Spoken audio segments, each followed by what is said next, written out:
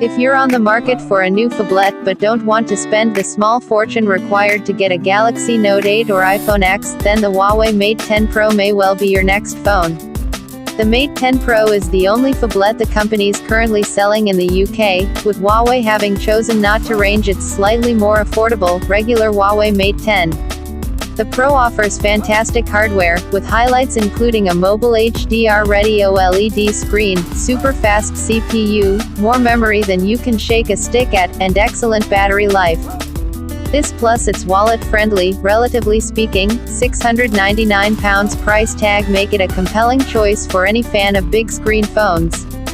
My only minor quibble is that the Mate 10 Pro's EMUI Android skin still comes with a load of annoying, niggling flaws. Huawei Mate 10 Pro Design. The Huawei Mate 10 Pro has a close to identical design to the regular Mate 10, which is no bad thing. The design takes the same mixed metal and glass approach as the Galaxy Note 8 or iPhone X. The slightly curved glass back, coupled with the sturdy metal sides and near bezel-less front, makes the Pro one of the prettiest phablets on the market.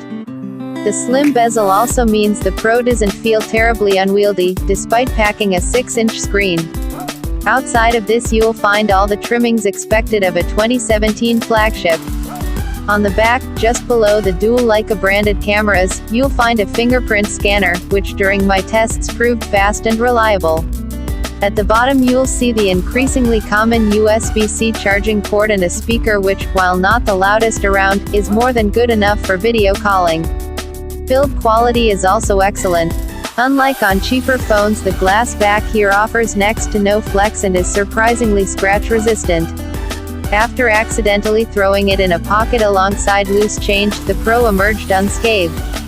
The IP67 certification also rang true, with the Pro surviving my attempt to drown it in a kitchen. I still wouldn't trust the glass back to survive a drop onto a hard surface, however. The 128GB of inbuilt storage is also more than big enough for most users, and means the absence of a micro SD card slot isn't that big of a deal.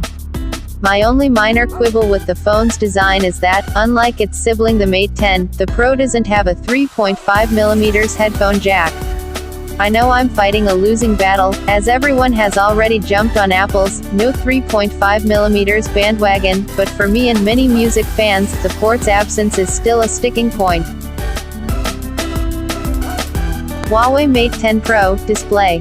The big difference between the Mate 10 Pro and the regular Mate 10 is that the Pro has an OLED, not LCD, screen.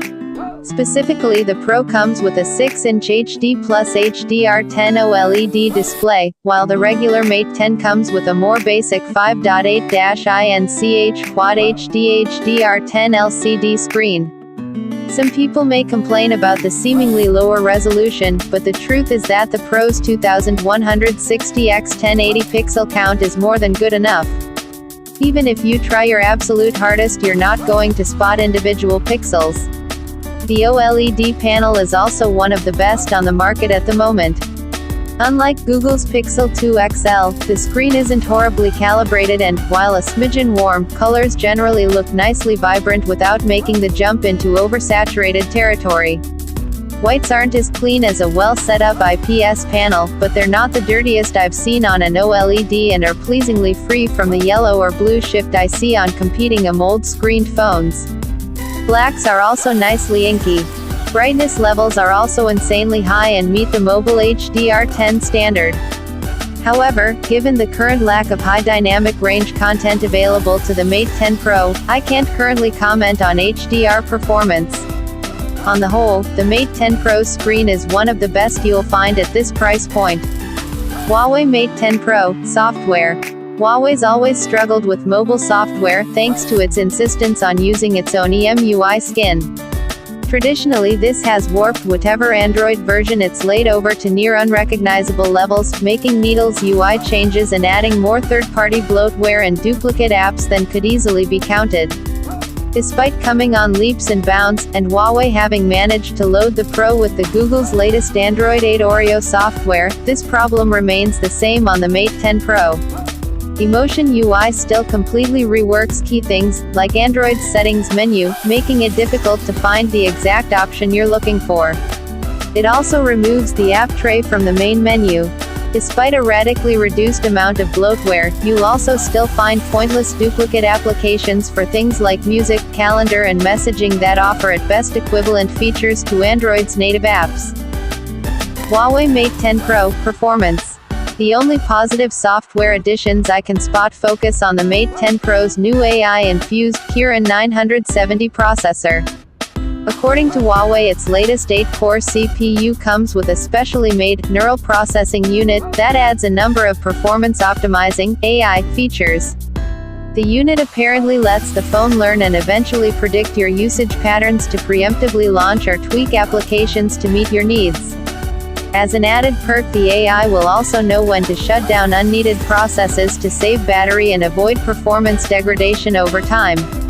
I won't be able to confirm Huawei's performance degradation claims until I've used the phone a little longer. It's usually a few months before you notice any slowdown, but during my fortnight with the Mate 10 Pro, I've found it to be wonderfully nippy. Paired with 6 GB of RAM, which quite frankly is overkill on a phone, the Kirin chipset blitzed through every task I threw at it. Multi-tab web browsing was slick, and apps and games opened within milliseconds. Phone calls were stable and pleasingly free of dropouts, and the Mate 10 Pro played demanding 3D games smoothly. Its EMUI software is also stabler than past versions I've tested, and outside of a couple of application crashes, I'm yet to experience any serious bugs or glitches. The Mate 10 Pro's synthetic benchmark scores mirrored my real-world experience and matched the performance of competing 2017 flagships.